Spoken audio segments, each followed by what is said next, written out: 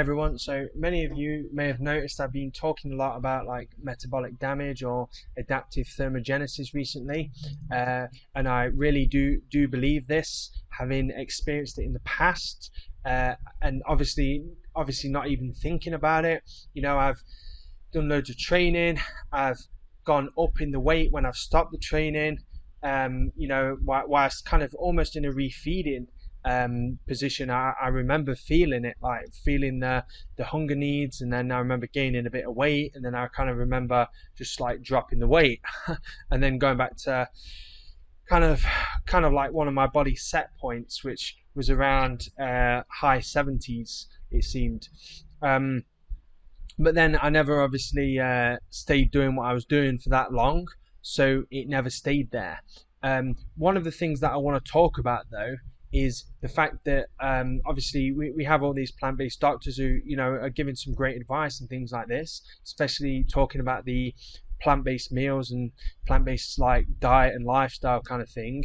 But one of the things that they don't talk about, and I believe I know the reason for this, is like metabolic damage, adaptive thermogenesis, post-starvation obesity, however you want to say it, because at the end of the day, their business, although the good people and they're trying to help people, or they seem like good people anyway, at the end of the day, they're trying to also, put food on their table, and their kids' tables or wives' table, or however, right? So, it wouldn't be in their interests to talk about this kind of thing, because it's not very trendy to put people on a diet that makes them go fat, right? So if people were coming to McDougall, right, for example, and maybe they've got a history of eating disorder, or just over exercising or whatever,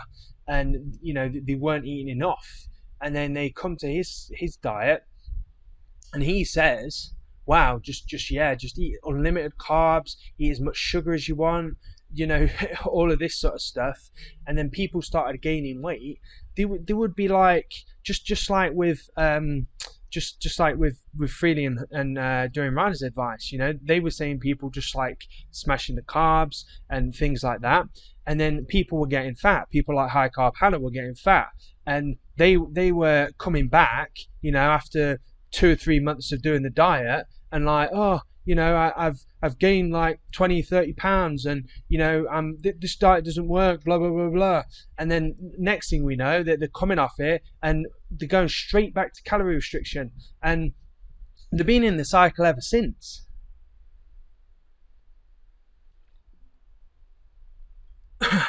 Throat's getting a bit sore. So yeah, at the end of the day, they've been in the cycle ever since. Because they didn't actually get to the point where the body was confident enough to, be like, right, we're happy now, we're back to homeostasis kind of thing. But at the end of the day, they'd been restricting all this time in the past. So then, of course, when they start eating unlimited, eating all the carbs that they want, eating well, and I bet you they had a huge appetite, because I certainly did when I started refeeding, and I hadn't even calorie restricted on purpose.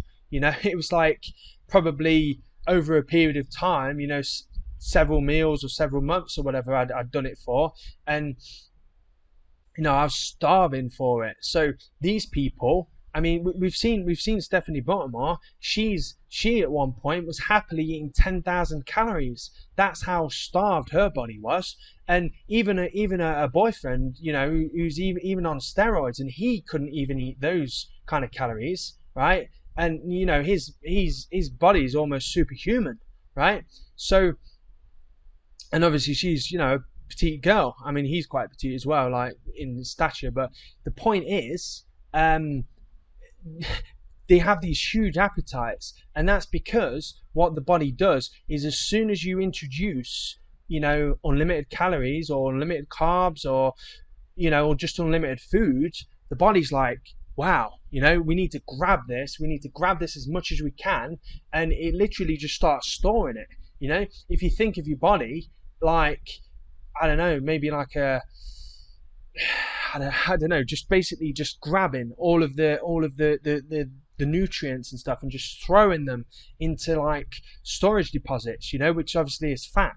So I remember when I first started, I was gaining, even though I was either eating the calories that I was burning, or I was eating just a little bit more, maybe 300 calories more, which is nothing, right? I was gaining 1 pound of fat per day. Like, you know, all these people saying, "Oh, calories in, calories out," right? It just doesn't work like that.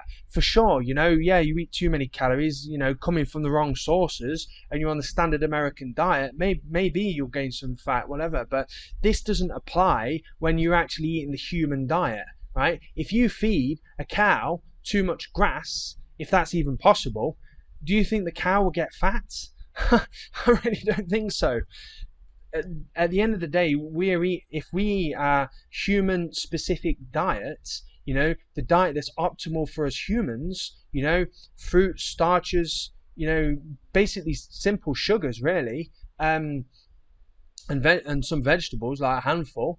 That's our optimum diet, and obviously some nuts and seeds on occasion. But obviously things like that need to be limited if you're actually trying to, you know, get your health back and gain some and lose some fat or whatever. But obviously a handful of things like that a day, because that's all we would have been able to have in nature, right? If you were to go to some kind of nut tree, and after you de-shelled about 5 nuts, you know, your hands would probably be bloody and you'd be sick of it. You'd be like, "I'm not eating any more of these for a while. You know, I can't be bothered to do any of that."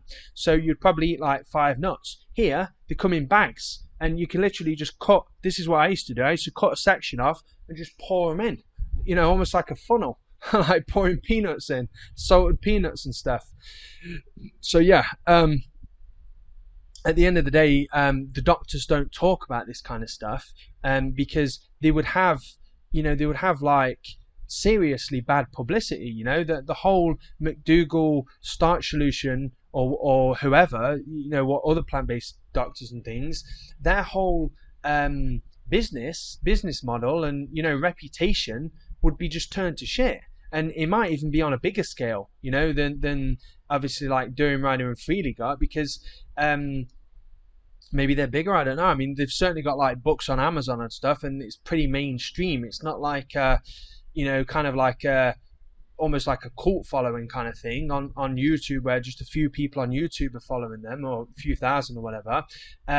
It could, I don't know, it could be millions maybe following like McDougall's programs and such. So at the end of the day, the last thing people like McDougall want to do is make people gain weight, because it's the opposite of what they're doing. So they don't talk about this kind of metabolic damage, you know, post-starvation obesity kind of thing. And I don't think any other doctors do, or dietitians or anyone, because at the end of the day, it's not profitable to put people on a diet that makes you gain weight short term, because people all they see is short term. All they see is, you know, up to the top of the hill. They don't see what's, you know, beyond the hill and over and, you know, down the hill and whatever. You just see a small area, a small time window. It could be 7 days. You know, people might just go on diet for 7 days. You know, that's very trendy now, where people are doing 7-day, 14-day,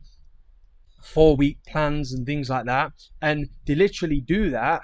And I haven't like lost 20 pounds yet or whatever, so I'm ditching this diet. I'm going back to eat my cheeseburgers. People do things like that at the end of the day because everybody wants it now. You know, it's got to be now. It's got to be so quick.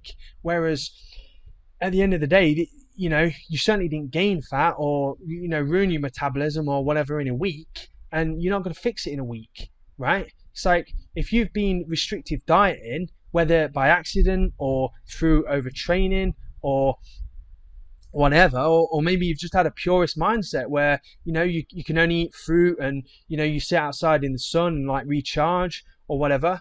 In those cases, you know, you can still have this kind of effects. Like me, I was super surprised. I was eating all that I wanted, all that I felt like I could eat. And, you know, I over exercise a little bit, do some heavy hours on the Deliveroo shifts and things, and, you know, I kind of look back and do the maths and kind of think, wow, yeah, you know, I was burning 5,000-6,000 calories those days. just on the bike, not including my body's requirements, and I was only eating 4,000 calories sounds like a lot, especially if you're sedentary, but it's definitely not if you're, going out there and seriously like cycling a lot and cycling 100Ks and, running marathons and, things like that. So you have to remember that. So yeah, the reason that I think, in my opinion, that the doctors and people like that don't put the names to any of this kind of metabolic damage, however you want to call it, is, like I said, because at the end of the day, it's not trendy. And people who have put the names to it, look at the backlash they've got. Just type in Durham Rider or Raw Till 4 weight gain, and I bet you'll probably see like thousands or hundreds of results, with disgruntled people who thought it was some kind of like fad diet that they could just do for a week and they'd look like Freely. I'm sure High Carb Hannah thought that when she first started it, and in 2 weeks time she didn't look like Freely, and oh no, she's gained some weight. So of course, she reverted back to calorie restriction. She obviously did it through McDougall's plan, which really is not fully calorie restriction. But when you start doing the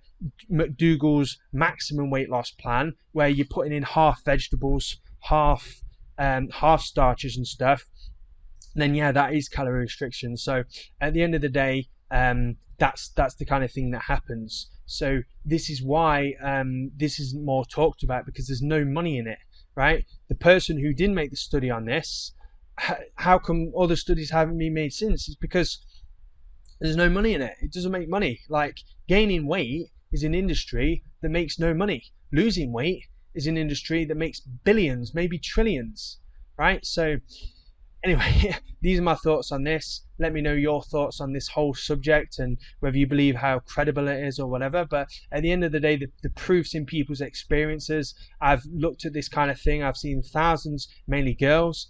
Maybe I'm the only guy who's got this, I don't know, online, talking about their experiences. At least I'm sure I'm the only guy who's actually, realized what it is and is smart enough to actually step away from the narrative of calories in, calories out and things like that. I mean, I'm sure there's bodybuilders out there just thinking, oh yeah, I can only eat 2,200 calories a day, even though maybe they're 6 foot and 200 pounds, and thinking that that's all they can eat, because if I eat any more, I'll gain weight. Why? Because damage the metabolism through bodybuilding contests and cutting, yo-yo dieting. They're constantly, the bodybuilders and things like that, and bikini competitions, they're constantly cutting and bulking, yo-yo dieting, and that kind of shit, that's going to catch up on you over time. And it doesn't necessarily mean now, but later you're going to end up like Stephanie Buttermore, and you're going to have that appetite where you're going to start wanting to do 10,000 calorie challenges and stuff, thinking, that will make a cool video, but secretly in your head thinking, I'm starving, right? So yeah, at the end of the day, these are my thoughts on this. Let me know your thoughts in the comment section below. Leave a like if you like this video, a dislike if you dislike it, and I'll see you in the next video, everyone. And don't forget to subscribe if you haven't already.